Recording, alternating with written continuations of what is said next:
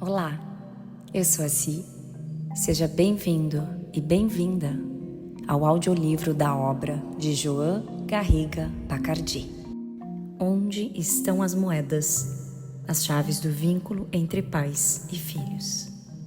Que essa obra possa ajudar você nos seus vínculos com seus pais e com seus filhos, assim como me ajudou. Neste livro, o autor nos encoraja a aceitar as moedas dos nossos pais como um processo de reconciliação profunda com a vida e com a gente mesmo. Há uma razão poderosa que pode nos levar a iniciar a tarefa de restaurar o amor por nossos pais. Só conseguiremos nos amar quando os amarmos e honrarmos. No mais profundo de cada um de nós, por mais graves que sejam as feridas, os filhos seguem sendo leais a seus pais e inevitavelmente os tomam como modelos e os interiorizam. De algum modo, conectam com uma força que os faz ser como eles. Por isso, quando são capazes de amá-los, honrá-los, dignificá-los e respeitá-los, então podem fazer a mesma coisa consigo mesmos e ser livres. Muito simples. O que reprovamos nos aprisiona e só o que amamos nos liberta.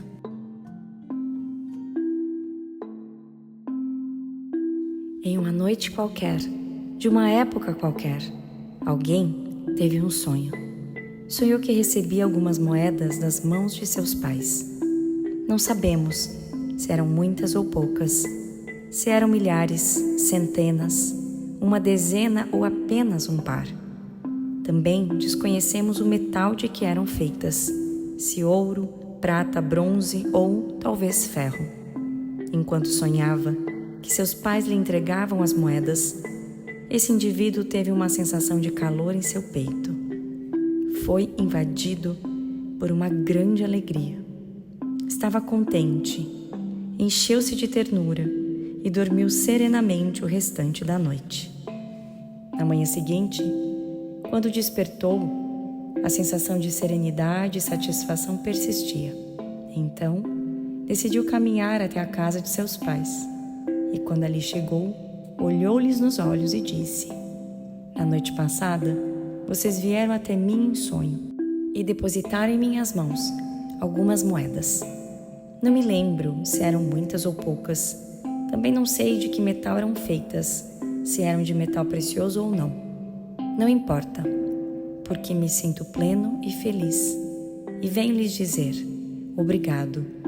Elas são suficientes. São as moedas de que necessito e as que mereço. Assim, eu as tomo com gosto, pois vêm de vocês. Com elas, serei capaz de seguir meu próprio caminho." Ao ouvir isso, os pais, que como todos os pais se engrandecem por meio do reconhecimento dos filhos, sentiram-se ainda maiores e generosos. Interiormente, sentiram que podiam seguir dando ao seu filho, porque a capacidade de receber amplia a grandeza e o desejo de dar. Então disseram: "Você é um bom filho. Pode ficar com todas as moedas, pois pertencem a você. Pode gastá-las como quiser e não precisa devolvê-las. São seu legado único e pessoal. São para você."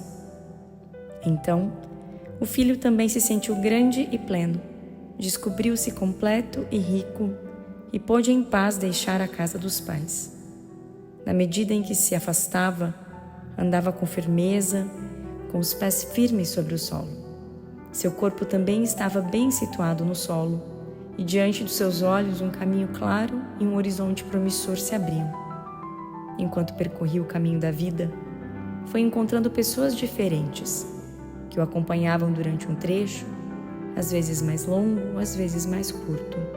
Alguns o acompanharam pela vida toda. Eram sócios, amigos, companheiros, vizinhos, colaboradores e inclusive adversários. Em geral, o caminho se apresentava sereno, agradável, em sintonia com seu espírito e com sua natureza pessoal. E ainda que não estivesse livre dos pesares naturais impostos pela vida, o sentia como o caminho de sua vida. De vez em quando, olhava para trás, para seus pais, e relembrava com gratidão as moedas recebidas. E quando observava o transcurso de sua vida, ou olhava para seus filhos, ou se recordava de tudo que conquistou no âmbito pessoal, familiar, profissional, social ou espiritual, a imagem de seus pais surgia e ele se dava conta de que tudo aquilo fora possível graças ao que havia recebido deles e que com seu êxito e com suas conquistas os honrava. Dizia a si mesmo: não há fertilizante melhor que as próprias origens. E então, seu peito voltava a se encher da mesma sensação abrangente que lhe havia preenchido na noite em que sonhou que recebia as moedas.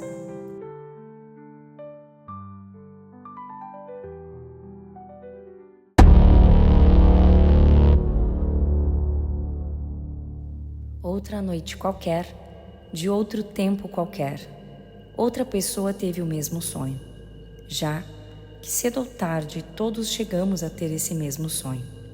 Vinham seus pais e depositavam algumas moedas em suas mãos. Nesse caso, também não sabemos se eram muitas ou poucas, se eram milhares, centenas, uma dezena ou apenas um par. Não sabemos de que metal eram feitas, se de ouro, prata, bronze ou ferro. Ao sonhar que recebia em suas mãos as moedas de seus pais, a pessoa sentiu certo incômodo. Sentiu-se invadida por uma amarga inquietude, por uma sensação de tormento e um dilacerante mal-estar. Dormiu o restante da noite remexendo-se agitado entre os lençóis. Ao despertar, o indivíduo ainda agitado sentiu um incômodo que parecia raiva, mas que também tinha algo de queixa e ressentimento. Sua expressão era de sofrimento e inconformismo. Revoltado e ligeiramente envergonhado, decidiu caminhar até a casa de seus pais. Ao chegar, olhando-os de soslaio, disse: na noite passada, vocês vieram a mim em sonhos e me entregaram algumas moedas. Não sei se eram muitas ou poucas, também desconheço de qual metal eram feitas, se eram de metal precioso ou não. Não importa, porque me sinto vazio, prejudicado, ferido. Venho lhes dizer que suas moedas não são boas nem suficientes. Não são as moedas de que necessito, nem as que mereço, nem as que me correspondem. Portanto, não quero e não aceito, ainda que tenham vindo de vocês e que cheguem a mim por meio de vocês. Com elas, meu caminho seria muito duro ou muito triste e eu não conseguiria ir longe. Caminharei sem as suas moedas. E os pais, que como todos os pais se sentem menores e sofrem quando não têm o reconhecimento dos filhos, retiraram-se diminuídos e tristes para o interior da casa.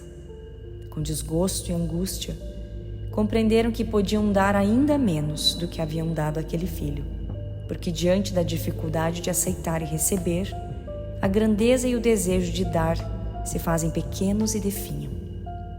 Fizeram silêncio, confiando que com o passar do tempo e a sabedoria que a vida traz, talvez chegassem a endireitar os rumos falidos do filho. É estranho o que aconteceu em seguida. Após ter pronunciado aquelas palavras perante os pais, o filho se sentiu impetuosamente forte, mais forte do que nunca. Tratava-se de uma força extraordinária, a força feroz, teimosa e gigante que surge da oposição aos feitos e às pessoas. Não se tratava de uma força genuína, como a que resulta da aceitação dos acontecimentos e está em concordância com as transformações da vida, mas de uma força apaixonada e intensa. Era o tipo de força que configura a paisagem do sofrimento humano, aquela em que as pessoas tratam de se apoiar quando precisam de coragem e de humildade suficientes para aceitar a realidade tal como ela é e a nossos pais tal como são. A falsa força que nos concede a oposição das coisas, o ressentimento para com as pessoas e a postura de vítimas diante dos fatos vividos. Com o tempo, essa pessoa aprenderá que nenhum sofrimento concede direitos, Nenhuma postura existencial edificada sobre feridas concede merecimentos e que o único sentido desse sofrimento, que não é dor, é fazer sofrer os demais, já que unicamente a dor genuína desperta a compaixão. Mas, naquele dia, o indivíduo abandonou a casa dos pais dizendo a si mesmo: nunca mais. Sentia-se forte, mas também vazio e vulnerável. Ainda que desejasse, não conseguia ficar em paz. Na medida em que se afastava da casa de seus pais, sentiu seus pés se elevarem alguns centímetros do solo e seu corpo um tanto flutuante. Não podia se aperceber de seu peso real. E sentiu algo ainda mais surpreendente. Cada vez que abria os olhos, tinha a impressão de que via a mesma coisa, um horizonte fixo e estático. O indivíduo foi desenvolvendo uma sensibilidade especial. Assim, quando encontrava alguém ao longo do caminho, o contemplava com uma enorme esperança e inconscientemente se perguntava: será essa pessoa que tem as moedas que mereço, das quais necessito e que me correspondem? As moedas que não aceitei de meus pais porque eles não souberam me concedê-las da maneira justa e conveniente? Será essa a pessoa que tenho que mereço? Em certa ocasião, a resposta foi afirmativa e tudo pareceu fantástico. O indivíduo se apaixonou e sentiu que tudo à sua volta era maravilhoso. E sem se dar conta, começou a esperar que o outro tivesse e lhe desse aquilo que não aceitara de seus pais.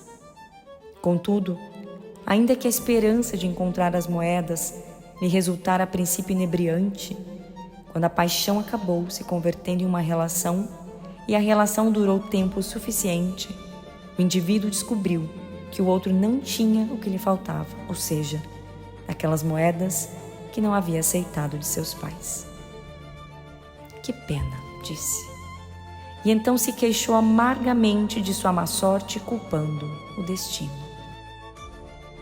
Ele se sentiu desenganado, submetido a um tormento emocional que tomou forma de desespero, desgosto, crise, turbulência, enfado, frustração. É que, embora ainda não soubesse, o outro só podia lhe dar aquilo que tinha e aquilo que lhe correspondia por sua posição, ainda que queira lhe dar tudo e o ame plenamente, pois um casal é uma relação entre adultos fundamentada na igualdade de classe, na troca equilibrada e na sexualidade. Em certo momento de sua vida, esta pessoa teve um filho e seu desgosto se tornou mais doce e esperançoso, mais moderado. Então, tornou a se perguntar: será que este filho tão amado que espero tem as moedas que mereço, das quais necessito e que me correspondem? Aquelas que não aceitei de meus pais porque não souberam me dar de maneira justa e conveniente? Será este o ser que tem aquilo que mereço? Quando respondeu novamente que sim, foi maravilhoso, formidável. E o indivíduo começou a sentir um vínculo especial com aquele filho. Um vínculo assombroso, muito estreito, cheio de expectativas e anseios. De maneira inconsciente, a pessoa estava convencida de que o filho tinha as moedas de que necessitava e não tardaria em lhe dar. Mas passou o tempo e o filho, como a maioria dos filhos, desejou ter vida própria e pôr em prática seus propósitos de vida independentes. Amava seus pais e desejava fazer o melhor por eles, mas a pressão de ter uma vida própria lhe resultava exigente, imperiosa e avassaladora, como a sexualidade. Assim, o indivíduo um dia compreendeu que tão pouco o filho tinha as moedas de que necessitava, que merecia e lhe correspondiam. Sentindo-se mais vazio, órfão e desorientado que nunca, entrou em crise. Adoeceu. Estava na fase média da vida e se encontrava de uma forma que nenhum argumento já o sustentava, nenhuma razão o acalmava. Sentiu seu interior se quebrar e gritou: socorro! Havia tanta urgência em seu tom de voz. Seu rosto estava tão desfigurado. Nada o acalmava. nada podia confortá-lo. E o que ele fez? Foi a um terapeuta. O terapeuta prontamente o recebeu, olhou profunda e pausadamente para ele e disse: "Eu não tenho as moedas." O terapeuta viu nos olhos de seu paciente que ele continuava buscando as moedas no lugar errado e que no fundo desejava se equivocar mais uma vez. Ele sabia que as pessoas desejam mudar, mas também que lhes custa dar o braço a torcer, não tanto por dignidade, mas por teimosia e costume. Mas o terapeuta, que sabia que não tinha as moedas em mãos, pensou: "Amo e respeito melhor meus pacientes quando também posso fazer o mesmo com seus pais e com sua realidade tal como é. Ajudo quando sou amigo das moedas que lhes cabem, quaisquer que sejam." Na realidade, aquele terapeuta já vira muitas pessoas em situações similares e sabia que o paciente, o menino, que segue vivendo em seu interior, continua amando profundamente seus pais e lhes guarda a lealdade. Ainda que o ardor das feridas e outras causas lhe impeçam de aceitar suas moedas. É que, nas profundezas da alma, ainda que o filho reprove seus pais, também se identifica com eles. E quando não pode acolhê-los e amá-los, tampouco consegue amar a si mesmo. Por isso, seu enfoque é o amor a tudo e a todos. Naquela primeira visita, o terapeuta acrescentou: "Eu não tenho as moedas, mas sei onde estão e podemos trabalhar juntos para que também você descubra onde estão e como pegá-las." Então, o terapeuta trabalhou com esse indivíduo e lhe mostrou que durante muitos anos ele tivera um problema de visão, um problema óptico, um problema de perspectiva. Tivera dificuldades para ver claramente, só isso. O terapeuta o ajudou a ajustar o foco e a regular seu olhar, a perceber a realidade de uma outra maneira, a partir de uma perspectiva mais clara, mais centrada e mais aberta aos propósitos da vida. Uma maneira menos dependente dos desejos pessoais do pequeno eu, que sempre tenta nos governar. Um dia, enquanto esperava pelo paciente, o terapeuta pensou que havia chegado o momento de dizer, por fim e claramente, onde estavam as moedas.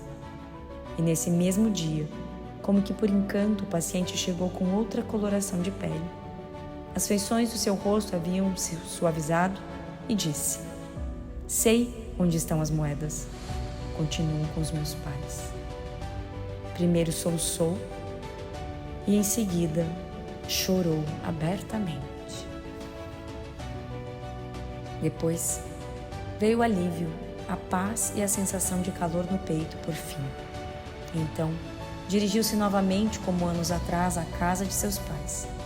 Quando ali chegou, olhou-lhes nos olhos e disse: "Durante todos esses anos tive um problema de visão, uma perspectiva ilusória. Não via claramente. Sinto muito. Agora posso ver e venho dizer-lhes que aquelas moedas que recebi de vocês em sonhos são as melhores moedas possíveis para mim. São suficientes e me correspondem. São as moedas que mereço e são adequadas para que eu possa seguir em frente. Venho lhes agradecer.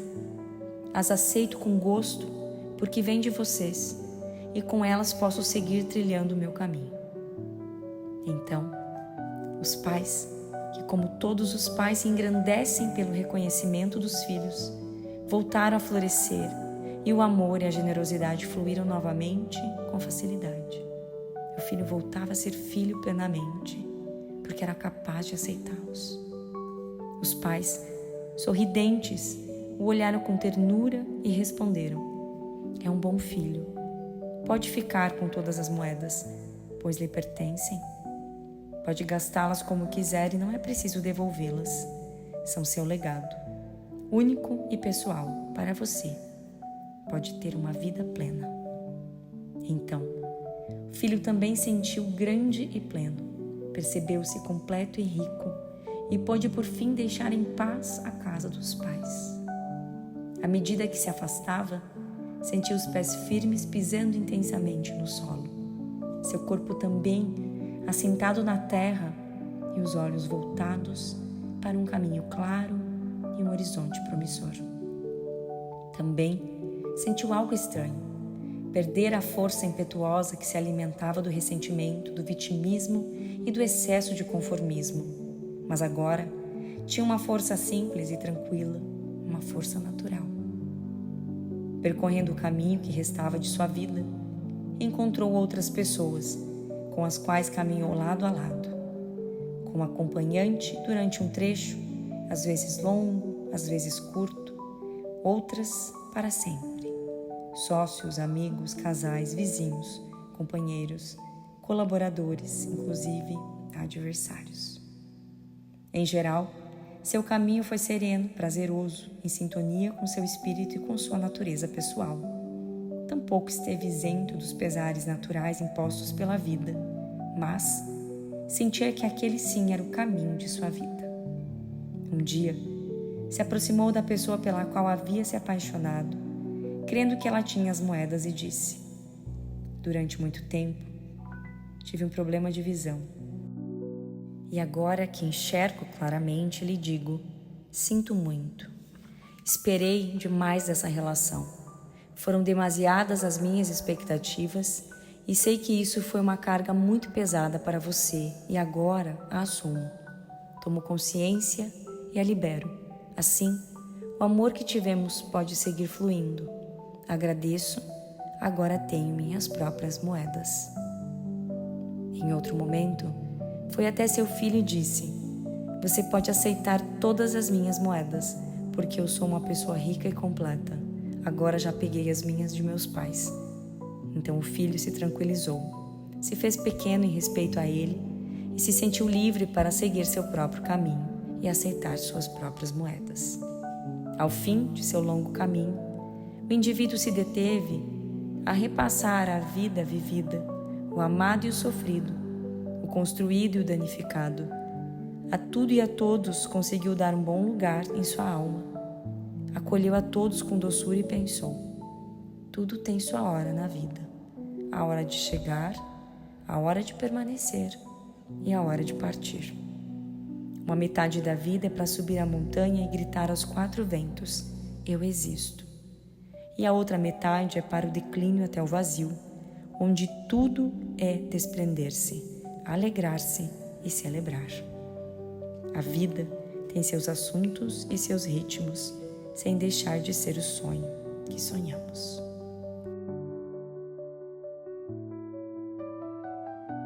E esta foi a primeira parte da série Onde Estão as Moedas, de Joan Garriga Bacardi. Curtiu? Então deixe o seu like e inscreva-se em nosso canal para não perder nenhum dos próximos conteúdos. Hariom!